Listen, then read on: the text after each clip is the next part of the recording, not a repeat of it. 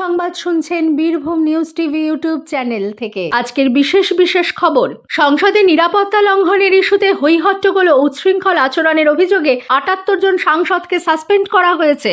এই ঘটনায় রাজনৈতিক মহল উত্তাল। বিরোধীরা এই নিয়ে উষ্মা প্রকাশ করলেও সরকার বলেছে সংসদের মর্যাদা রক্ষায় তা জরুরি ছিল। তৃণমূল কংগ্রেস নেত্রী সংসদের এই ঘটনাকে সুপরিকল্পিত বলে দাবি করেছেন। তিনি আজ নতুন দিল্লিতে এই নিয়ে সংসদীয় দলের গুরুত্বপূর্ণ বৈঠক ডেকেছেন। রাজনৈতিক প্রতিহিংসার কারণেই রাজ্যে কেন্দ্রীয় সরকারের কমন সার্ভিস সেন্টার বন্ধ করে দেওয়া হয়েছে বলে বিজেপির অভিযোগ। প্রযুক্তি ও প্রতিভার বিকাশে আইআইটি খড়গপুর যেভাবে কাজ করছে তা প্রশংসনীয় বলে রাষ্ট্রপতি মন্তব্য করেছেন। প্রাথমিকে নিয়োগ প্রক্রিয়ার প্যানেল প্রকাশ নিয়ে কলকাতা হাইকোর্টে সিঙ্গেল বেঞ্চের নির্দেশ চ্যালেঞ্জ করে ডিভিশন বেঞ্চের দ্বারস্থ প্রাথমিক শিক্ষা পর্ষদ। নিয়োগ দুর্নীতি মামলায় স্কুল সার্ভিস কমিশনের তৃতীয় রিপোর্ট নিয়েও কলকাতা হাইকোর্টের অসন্তোষ প্রকাশ। আসছি বিস্তারিত খবরে। সংসদে নিরাপত্তা লঙ্ঘনের ইস্যুতে হইহট্টগোল ও উচ্ছৃঙ্খল আচরণের অভিযোগে ৭৮ জন সাংসদকে সাসপেন্ড করা হয়েছে। এর মধ্যে লোকসভার ৩৩ জন এবং রাজ্যসভার ৪৫ জন সদস্য। এদের মধ্যে লোকসভার ৩০ এবং রাজ্যসভার ৩৪ জন সাংসদকে শীতকালীন অধিবেশনের বাকি সময়ের জন্য সাসপেন্ড করা হয়েছে। এছাড়া লোকসভার আরও ৩ বিরোধী সাংসদ এবং রাজ্যসভার ১১ জনকে প্রিভিলেজ কমিটির রিপোর্ট না আসা পর্যন্ত সাময়িকভাবে সাসপেন্ড করা হয়েছে। গত সপ্তাহে একই অভিযোগে বিরোধী দলের ১৪ জন সাংসদকে সাসপেন্ড করা হয়। এদের মধ্যে আছেন ১৩ জন লোকসভার এবং রাজ্যসভায় তৃণমূল কংগ্রেসের ডেরেক ওব্রায়েন। লোকসভার সাসপেন্ড হওয়া সদস্যদের মধ্যে আছেন কংগ্রেসের অধীর চৌধুরী এবং গৌরব গগৈ, তৃণমূল কংগ্রেসের কল্যাণ ব্যানার্জি ও সৌগত রায়, ডিএমকে টিআর বালু, এ রাজ, দয়ানিধি মারান প্রমুখ। রাজ্যসভার সাসপেন্ড হওয়া সাংসদদের তালিকায় রয়েছেন তৃণমূল কংগ্রেসের সুখেন্দু শেখর রায়, কংগ্রেসের রণদীপ সিং সূর্যেওয়ালা, সমাজবাদী পার্টির রামগোপাল যাদব, জেএমএম এর মহুয়া মাঝি প্রমুখ। উল্লেখ্য, নিরাপত্তা লঙ্ঘনের ইস্যুতে গতকাল সকাল থেকেই সংসদের উভয় পক্ষ ছিল সরগরম। দফায় দফায় কাজকর্ম ব্যাহত হয়। লোকসভার চতুর্থবার মুলতবির পর বেলা ৩টে নাগাদ অধিবেশন আবার বসলে প্রিসাইডিং অফিসার বিক্ষোভকারী সদস্যদের আচরণের তীব্র নিন্দা করেন। তিনি বলেন, অধ্যক্ষ ওম বিড়লার বারংবার আবেদন সত্ত্বেও বিরোধী সদস্যরা তাতে কর্ণপাত না করে হইহট্টগোল চালিয়ে গেছেন।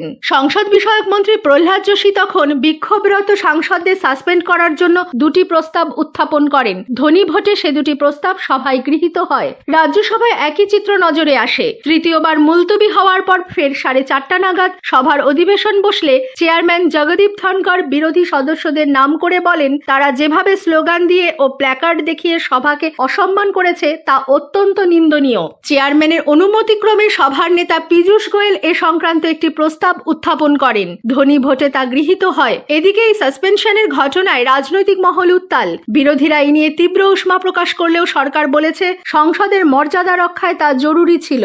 অন্যদিকে সাসপেন্ড হওয়া তৃণমূল কংগ্রেস সাংসদ সুধাংশু শেখর রায় বলেছেন, স্বরাষ্ট্রমন্ত্রী সংসদের সদস্যদের সাসপেন্ড করে নিজেদের সুবিধা করতে চাইছেন। বিরোধীদের কণ্ঠরোধ করতেই সরকারের এই পদক্ষেপ। সবাই ৩৩ জনকে সাসপেন্ড করা হয়েছে। আমাদের দলের অন্তত ৮ জন তার মধ্যে রয়েছে। ওরা যেভাবে গায়ের জোরে সংসদ চালাচ্ছে, প্রধানমন্ত্রী অন্যান্য সংবাদ মাধ্যমকে তার বক্তব্য রাখছেন এই বিষয়ে। সংসদ চলছে, অধিবেশন চলছে, অথচ না প্রধানমন্ত্রী না স্বরাষ্ট্রমন্ত্রী এই বিষয়ে সংসদকে কিছু জানাচ্ছে। সুতরাং সংসদকে জানানো সরকারের কর্তব্যের মধ্যে পড়ে, অথচ সেই কর্তব্যকে পদদলিত করে বিরোধী কণ্ঠকে স্তব্ধ করার জন্য যে পদক্ষেপ সরকার নিয়েছে, এটা গণতন্ত্রের পক্ষে একটা ধ্বংসাত্মক প্রক্রিয়া বলে আমরা মনে করি। লোকসভায় কংগ্রেসের দলনেতা অধীর চৌধুরী গতকাল সাংবাদিকদের বলেন, সরকার স্বৈরাচারী আচরণ করছে, যা কখনোই কাম্য নয়। सारे नेता सस्पेंड, हाँ मैं भी सस्पेंड हो चुके हैं। आज की सरकार तानाशाही की चरम शिखर पर पहुंच गए हैं और सारे सदन को जैसे कि अपने पार्टी ऑफिस के मुताबिक चलाना चाहते हैं, चाहे वो पीएम हो, एचएम हो, जो भी हो। इस सदन में आकर खड़े होकर कुछ बोलने में वो डरते हैं। बहुमत की बाहुबली को डंडा घुमा के सबको ठंडा कर देंगे, विपक्ष की जुबान को बंद कर देंगे। कि विपक्ष में और कुछ बचे हुए मुझे लगता नहीं। सारे लीडरों जो है विपक्ष की पार्टी की, सबको सस्पेंड कर दिए हैं। বিজেপি সাংসদ দিলীপ ঘোষ অবশ্য বলেছেন, সংসদের মর্যাদা রক্ষাতেই অধ্যক্ষের এই সিদ্ধান্ত।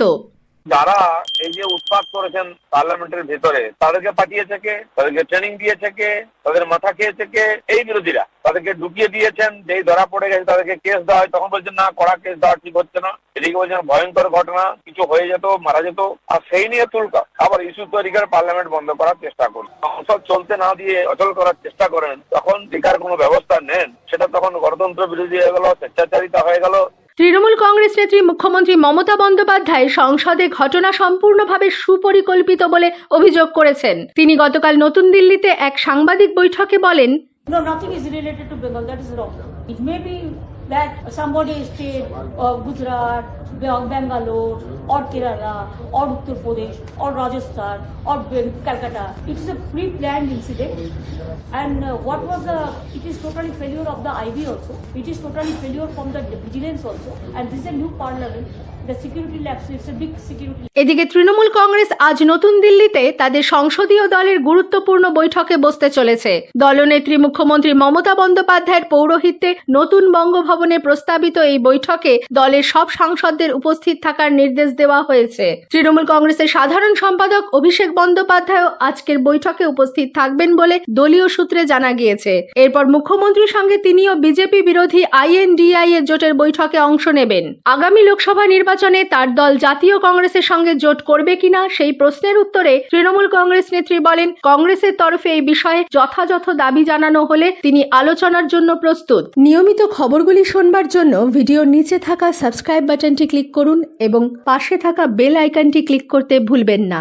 রাজনৈতিক প্রতিহিংসার কারণেই রাজ্যে কেন্দ্রীয় সরকারের কমন সার্ভিস সেন্টার বন্ধ করে দেওয়া হয়েছে বলে বিজেপি অভিযোগ করেছে। দলের রাজ্য সভাপতি সুকান্ত মজুমদার গতকাল কলকাতায় সাংবাদিকদের প্রশ্নের উত্তরে জানান, রাজ্য সরকারের এই পদক্ষেপের বিরুদ্ধে বিজেপির পক্ষ থেকে আদালতে জনস্বার্থ মামলা করা হয়েছে। তার উত্তরে কেন্দ্রের কোনো প্রকল্প তারা চালাতে বাধ্য নয় বলে রাজ্য সরকার হলফনামায় জানিয়েছে। শ্রী মজুমদার বলেন, রাজ্য সরকারের এই হলফনামা সংবিধান ও গণতান্ত্রিক পরিকাঠামোর পরিপন্থী। এই কমন সার্ভিস সেন্টারগুলির মাধ্যমে কেন্দ্রীয় সরকার গ্রামীণ এলাকার বেকার যুবক যুবতীদের কর্মসংস্থান এবং আত্মনির্ভর করার উদ্যোগ নিয়েছে।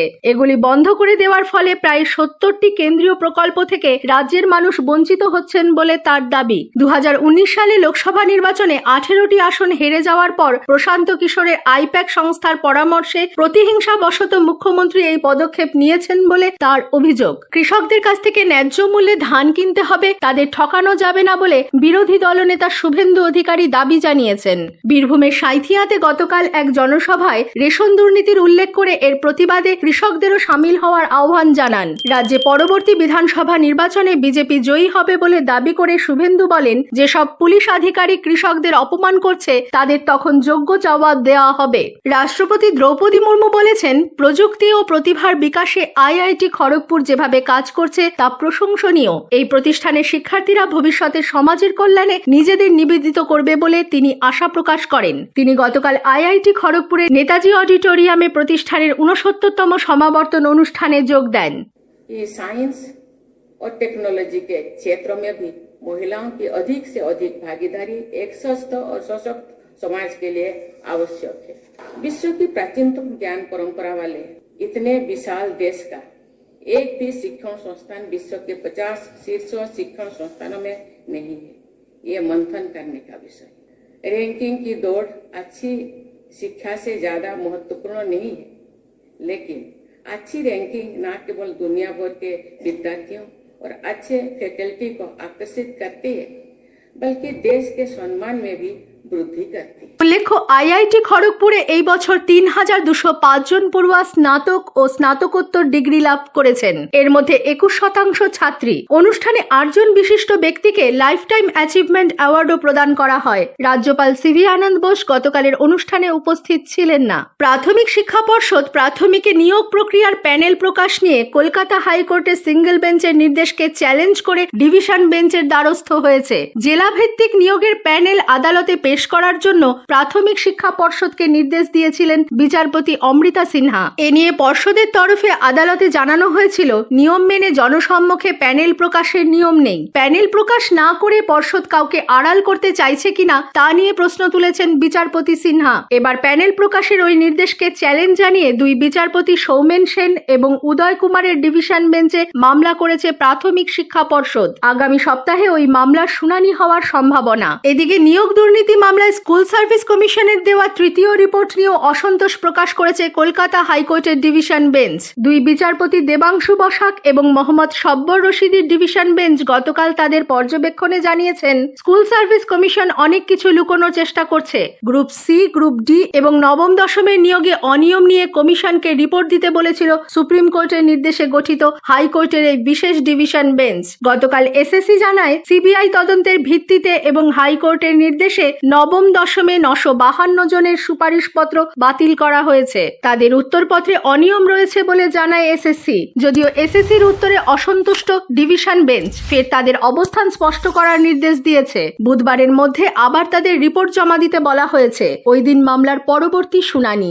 কলকাতা হাইকোর্টের জলপাইগুড়ি সার্কিট বেঞ্চ শিলিগুড়ি পৌর নিগমের রেকর্ড রুম সিল করে সিআইডি তদন্তের নির্দেশ দিয়েছে। বিচারপতি অভিজিৎ গঙ্গোপাধ্যায়ের এজলাসে গত শনিবার এ সংক্রান্ত শুনানির সময় এই নির্দেশ দেওয়া হয়। পুর কমিশনার সোনাম ওয়াংদি ভুটিয়াকেও বিচারপতি তীব্র ভর্ৎসনা করেন। তবে পুর কর্তৃপক্ষের তরফে এ ব্যাপারে কোনো প্রতিক্রিয়া পাওয়া যায়নি। আসছি খেলার খবরে। সুরাটে বাংলা ও গুজরাটের মধ্যে 4 দিনের অনূর্ধ্ব-19 কোচবিহার ট্রফি ম্যাচ গতকাল অমীমাংসিতভাবে শেষ হয়েছে। খেলার সংক্ষিপ্ত ফলাফল: গুজরাট 148 ও 7 উইকেটে 365 ডিক্লেয়ার, বাংলা 224 ও 9 উইকেটে 271 রান। স্থানীয় সংবাদ শেষ হলো।